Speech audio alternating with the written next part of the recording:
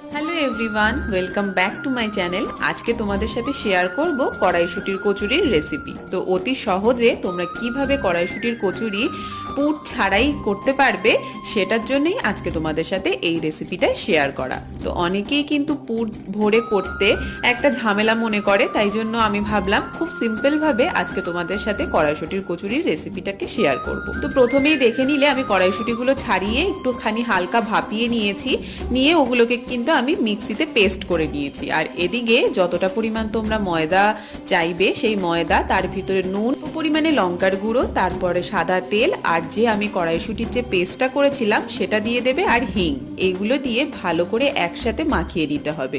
জল কিন্তু দেবে না, তার কারণ কড়াইশুঁটির ভিতরে যে জলটা আছে সেটা দিয়েই পুরোটা মাখা হয়ে যাবে। তারপর ছোট ছোট করে লেচি করে লুচির আকারে বেলে ফেললেই তৈরি হয়ে যাবে কিন্তু কড়াইশুঁটির কচুরি। যারা এই কচুরি খেতে ভালোবাসো তারা এই প্রসেসে করে দেখো, খুব ভালো লাগে।